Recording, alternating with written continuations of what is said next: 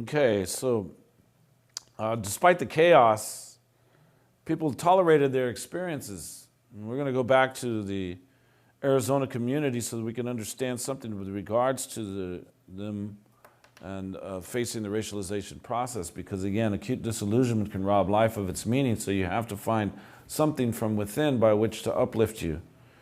So people tolerated their experiences by celebrating their identity through culturally based music, dance, and food preparation. Let's go back to the Minero struggle and let's appreciate their celebrations.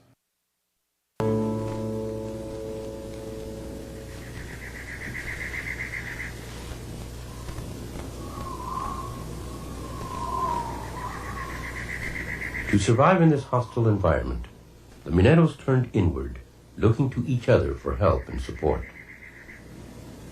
Strong ties of language and culture kept them united. On Mexican holidays, everyone in Chihuahuita turned out to celebrate. They used to have a town band, and they used to have concerts at the plaza. Had a kiosco, a gazebo, I think they call it. And it was something like a family day.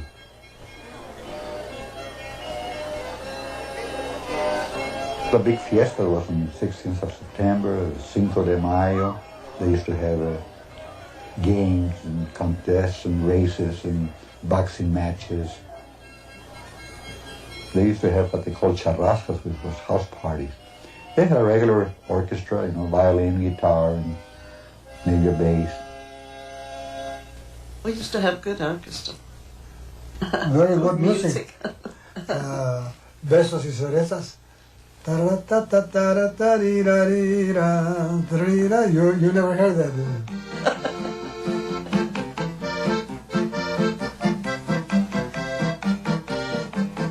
I had to bake 2 pies or 3 pies every Saturday, or 2-3 cakes every Saturday, so I could go to the dance. And of course, they always had a tub full of ice and beer. It used to be homebrew.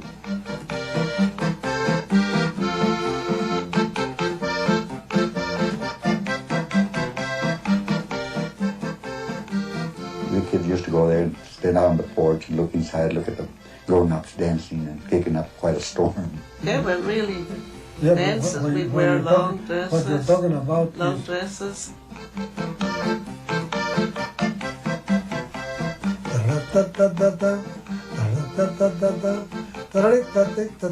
Ooh, we used to dance the floor with that one.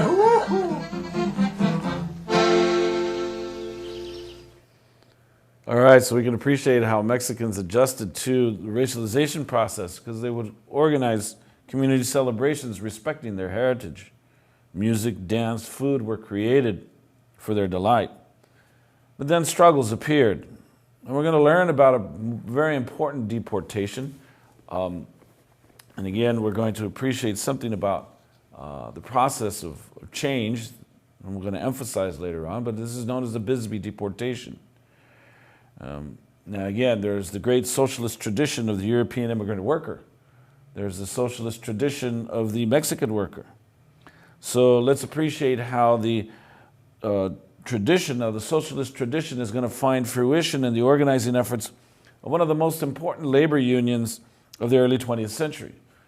And that labor union was known as the Industrial Workers of the World, or the IWW, or the Wobblies. We're going to visit a place called Bisbee, Arizona, and we're going to understand what happened when white workers attempted to unite with Mexican workers during World War I with the hope of creating racial equality, with the hope of eliminating the dual wage system. Let's appreciate what came to be known as the Bisbee deportation. And let's not be surprised at what Arizona and this Trump administration is attempting to do today. Let's go back to Los Mineros.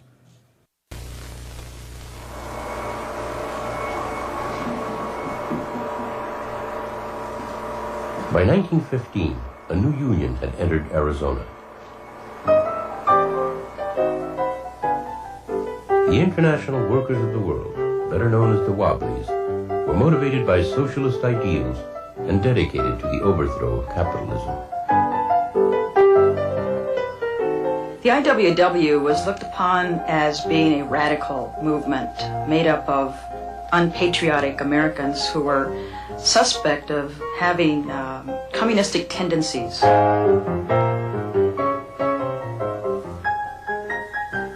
IWW wanted to represent the working class. The IWW wanted to represent the immigrant.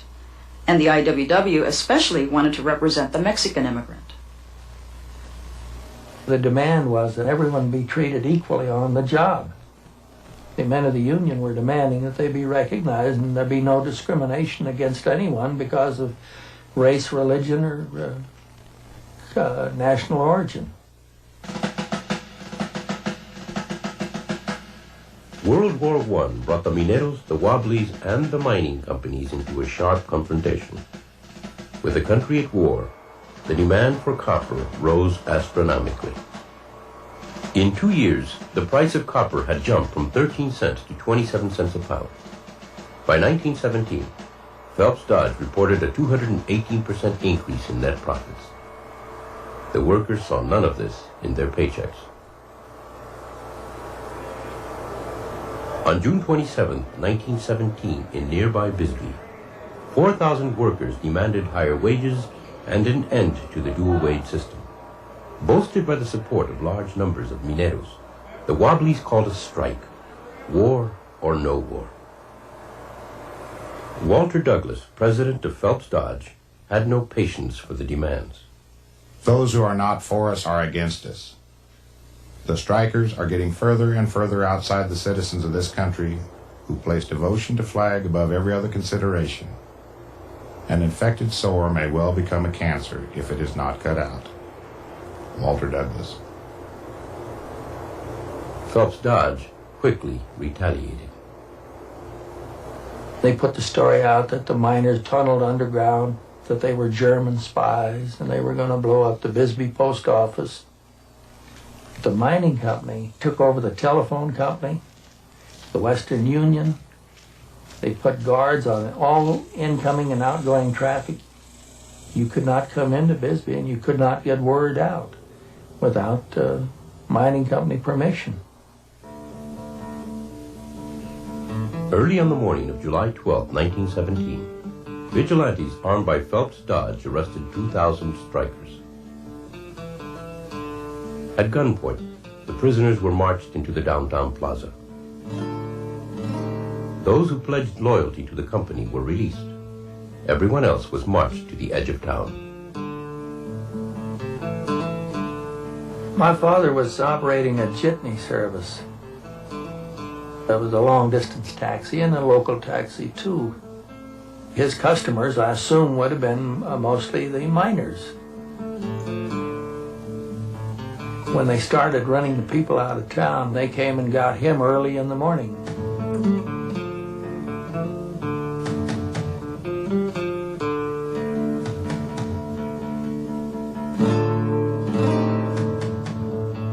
"1,200 prisoners were loaded into cattle cars of the El Paso and Southwestern Railroad, owned by Phelps Dodge. Packed 50 to a car, they were taken 200 miles to Columbus, New Mexico. They were dumped in the desert with no food or water and threatened with death if they returned to Bisbee.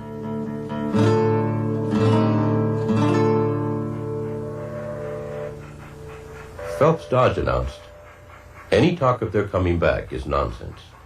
They will not be allowed to come back. The serious business of this district is the mining of copper ore, not the building of nightly schools of anarchism."